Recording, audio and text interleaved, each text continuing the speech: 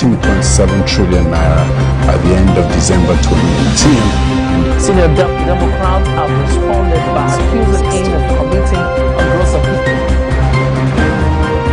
The All Progressives Congress has vowed to punish the Ogun State Governor, Ibikunle Amosu.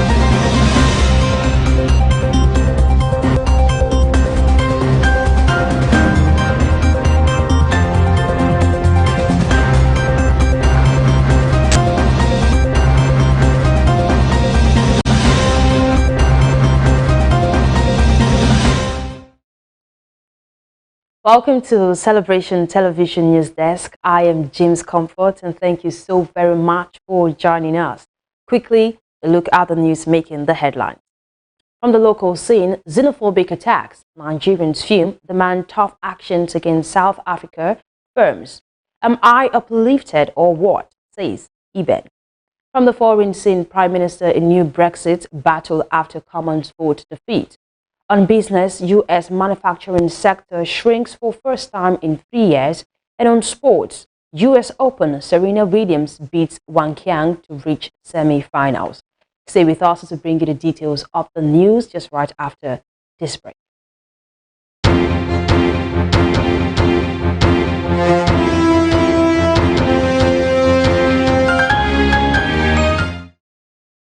Welcome back. And now the news in detail. Am I uplifted or what? Eben. Gospel music minister Eben is set to host a live music concert which he has tagged Joyful Noise.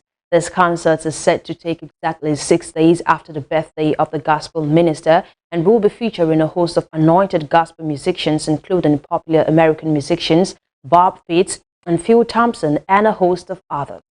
Gospel minister Eben will be joined on stage by an elite lineup of gospel music ministers such as Tim Godfrey, Nathaniel Bassi, Mercy Chinwo, Sammy Apostle, Jadel, Joe Praise, Lau Lugbenjo, Sheyi Israel, Testimony Jagger, and Outburst, among others.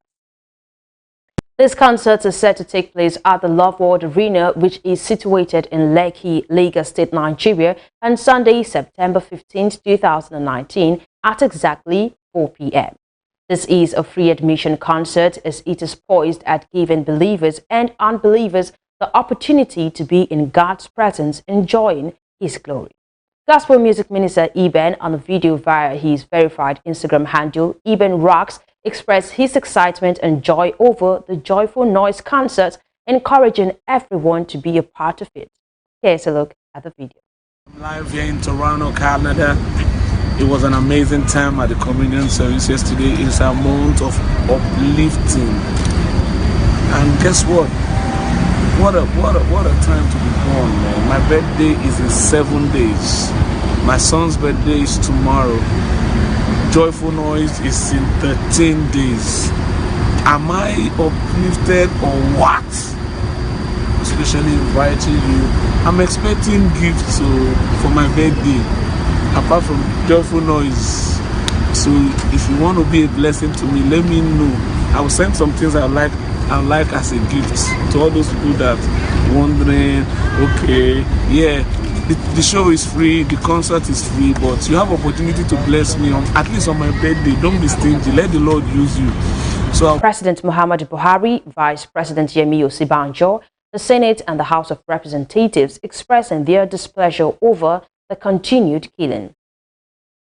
President Buhari specifically sent a special envoy to President Cyril Ramaphosa of South Africa to express his deep concern about the reported attacks on Nigerian citizens and property in South Africa since August 29, 2019.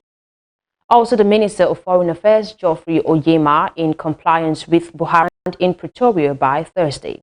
The statement which since August 29, 2019. Nigerians and other foreigners in South Africa have been detached, noting that the latest happenings runs against ideals South African leaders fought for. Osibanjo, while chatting with reporters in Kano on Tuesday, said, "It is unfortunate because Nigeria and Nigerians invested a great deal in the destruction and pulling down of apartheid. Besides, these acts of bigotry are entirely contrary to the very the ideals that all great South African leaders, including the present president, fought for and for which many gave their lives." Meanwhile, Oyema has ruled out reprisals as a solution to the problem.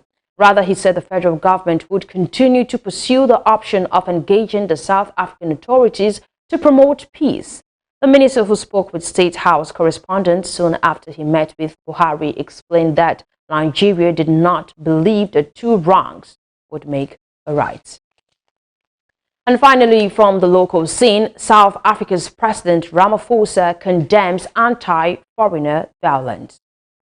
South Africa's President Cyril Ramaphosa has condemned a wave of looting and violence that has mostly targeted foreign nationals.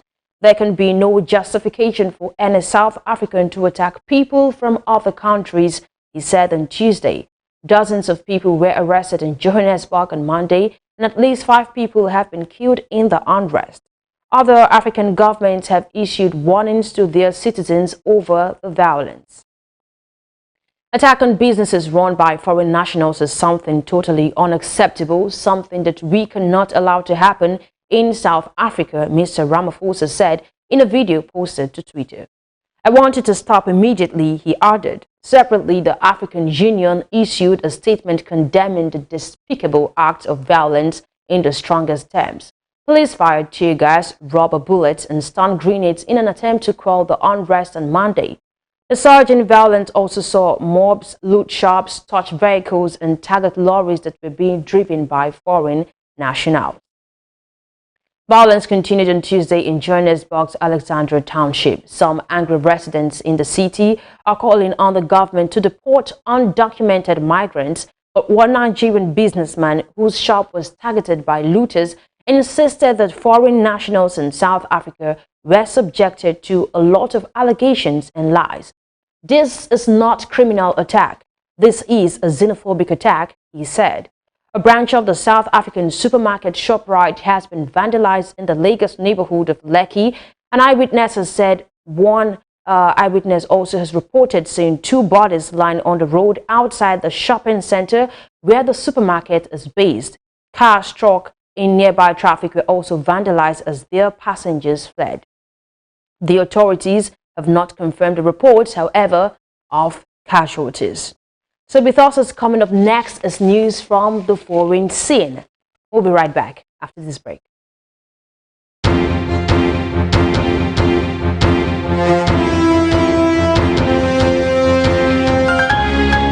Oh, Jesus! Papa, mighty miracle here. Papa, another miracle. Another crutches. Another crutches again. Yeah! Another crutches. Blind. He was blind. He was blind. Oh, Jesus!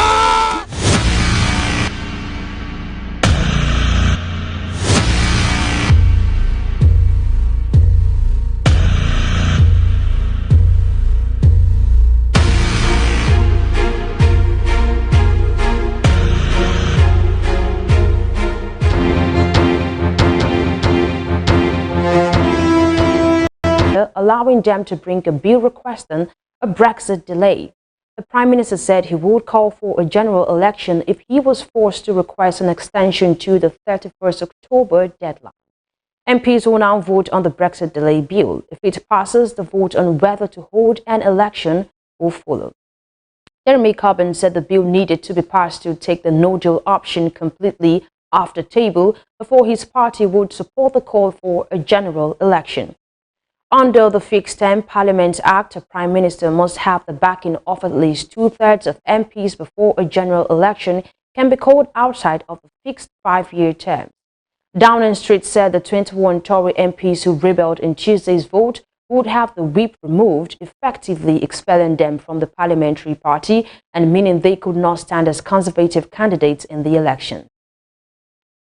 Also, among the other jettisoned rebels are Philip Hammond, who until 24 July served as Chancellor, former Justice Secretary David Gauck, Winston Churchill's grandson Sir Nicholas Soames, and Rory Stewart, who recently stood against Boris Johnson to be the party leader.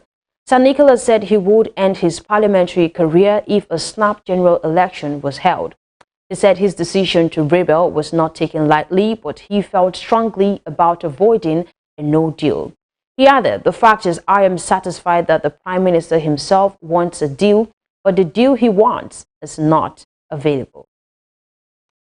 Still from the foreign scene, Prince Harry launches sustainable travel initiative after private jet criticism. In August, Harry and Meghan, Duke and Duchess of Sussex, were accused of hypocrisy after using private jets to fly to the south of France and Ibiza in 2 trips just days apart, despite speaking out regularly on environmental issues. Harry traveled to the Dutch capital on board a commercial flight to launch Travelist, which has been 2 years in the making. After his speech, Harry spoke out on the issue and his use of private jets as a question and answer session. "I spend 99% of my life traveling the world by commercial. Occasionally, there needs to be an opportunity based on a unique circumstance to ensure that my family is safe. It's generally as simple as that," said Harry, referencing the choice to fly private according to Press Association. "We are all responsible for our individual impact," he said, urging that we can all do better when it comes to the environment. Travelers will work on solutions to protect wildlife, tackle climate change and environmental damage, and reduce the impact of over-tourism, work with big names in the travel industry, including Booking.com, Ctrip, Skyscanner, TripAdvisor, and Visa. Travelers are increasingly concerned with making sustainable travel choices. Data from Booking.com indicates some 71% of global travelers told the website they want the choice of more sustainable travel options, and 68% of people think it's important the money they spend on trip reaches local communities, according to the statement. Travelers aim to make people more aware of sustainable travel and help companies address public demand. Travel has the unparalleled power to open people's mind to different cultures, new experiences, and to have a profound appreciation for what our world has to offer, said Harry in a statement. "Bringing companies, consumers, and communities together is our best chance to protect destinations and ecosystems for future generations." News from the world of business is coming up next. Do well to stay with us. We'll be right back.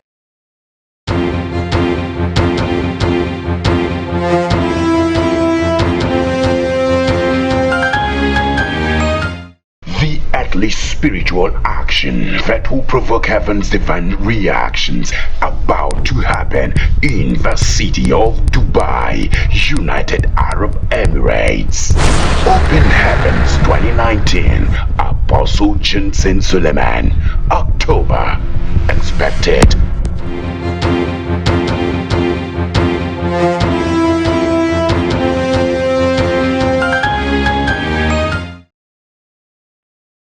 Welcome back. And from the world of business, pound volatile in further Brexit turmoil. The pound has made gains in currency markets after Prime Minister Boris Johnson lost his majority in the House of Commons. Tory MP Philip Lee's defection to the Liberal Democrats lifted sterling to above $1.20 and £1.10. Earlier, the pound had touched its lowest level since October 2016 before recovering to erase the day's losses. Rebel Tories and Labour MPs want to pass a bill to stop the UK leaving the EU on 31st October without a deal. No 10 has threatened a snap general election on 14th October if MPs succeed in seizing control of Commons business. Addressing Parliament on Tuesday afternoon, Mr. Johnson that if they manage to block a no-deal exit, it will destroy any chance of negotiating a new deal. The bill would force the Prime Minister to ask for Brexit to be delayed until 31st January unless MPs had approved a new deal or voted in favor of a no-deal exit by 19th October. Under Mr. Johnson, the government has toughened its stance on a no-deal Brexit, which it has said is now a very real prospect. Excluding the so-called flash crash in October 2016, when the pound briefly fell sharply to $1.15 against the dollar before rapidly rebounding, the pound has not traded regularly before $1.20 since 1985. The pound was trading at about $1.50 against the dollar before the EU referendum in June 2018. 16. Still from the world of business, U.S. manufacturing sector shrinks for first time in 3 years. On Tuesday, the Institute of Supply Management's Manufacturing Index came in at 49.1 for the month of August, its lowest level since January 2016. Any number below 50 represents a contraction. The index was last below 50 in August 2016. Last month was the end of a 35-month expansion cycle, according to Timothy Fowler, chair of ISM's Manufacturing Business Survey Committee. Although 1 month is not a trend, it's yet another data point that suggests a steady downturn at American factories. U.S. stocks, which were already down before ISM released its report, took a turn for the worse. The Dow sank 400 points Tuesday. Trade remains the most significant issue for the manufacturing sector, Fowler said, indicated by the strong contraction in new export orders. The ISM's new export orders index dropped to 43.3 in August, which was the lowest reading since April 2009. The index is calculated from a monthly survey of roughly 300 manufacturing firms across the country.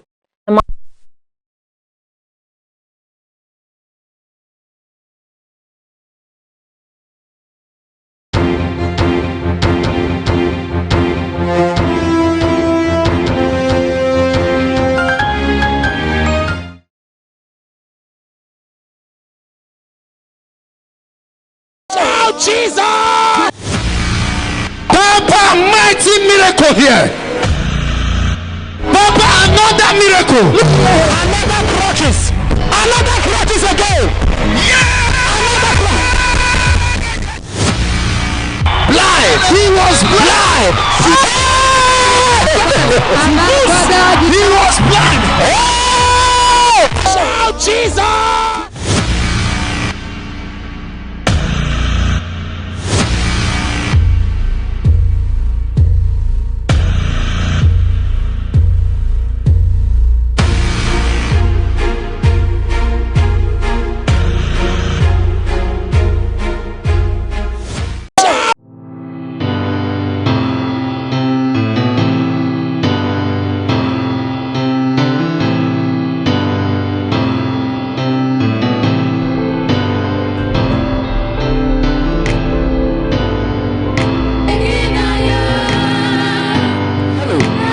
My name is Belis, and I have an invitation.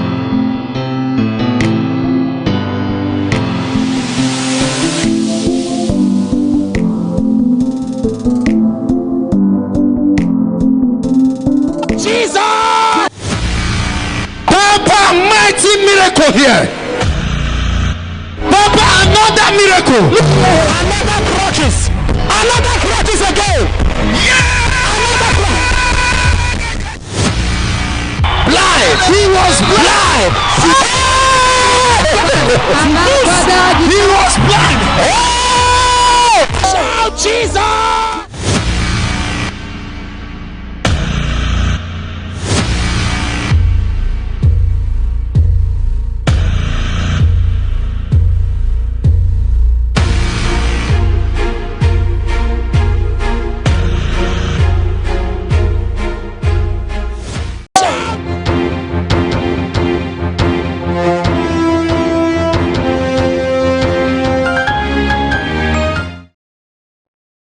We apologize for the break in transmission. It was due to a technical hitch.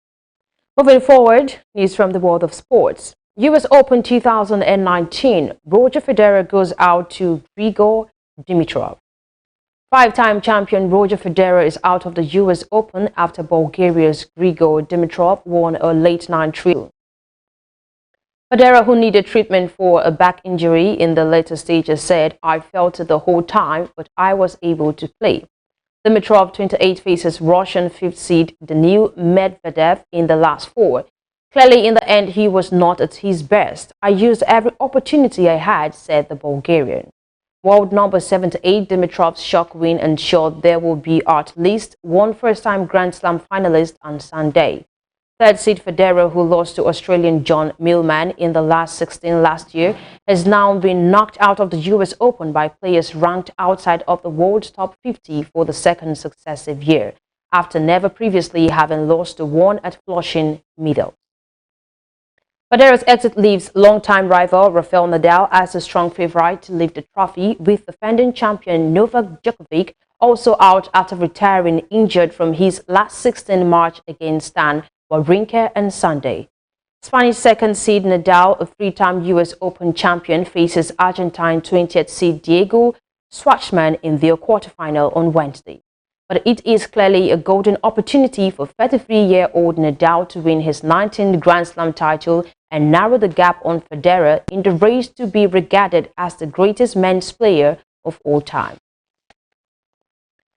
And still more from the world of sports. Neville frustrated by England defeat. England boss Phil Neville expressed his frustration after England failed to win for a second successive game since the World Cup following a 2-1 friendly defeat in Norway. Georgia's Stanwaite's stunning goal gave the Lionesses an early lead, but Frida Manum headed in the equalizer. Caroline Graham-Hassan then punished poor defending to score a late winner. The defeat follows a 3-3 draw with Belgium and Neville. Both games have been frustrating. He added that we have to keep working on the basics. Our defending, especially in the first half, was much better, but the fundamental basics of football of passing to each other, I thought, was sloppy. We have to start winning games again, and we have to start playing better. The Lionesses beat Norway 3-0 in the quarterfinals of the World Cup in the summer, their last win. That was arguably their best display of the tournament, but this was a far cry from that performance. Neville's side started well and deservedly went ahead after 10 minutes when Stanway picked up the ball 25 yards from goal before rifling an unstoppable drive off the underside of the bar and into the backseat of the net. Now finally on sports, from the news desk, US Open, Serena Williams beat Wang Qiang to reach semi-finals. Serena Williams underlined her tag as the favorite for the US Open with a brutal quarterfinal win over China's Wang Qiang in just 44 minutes. Six-time US Open champion Williams has not won a Grand Slam title since returning from giving birth to daughter Olympia in September 2017.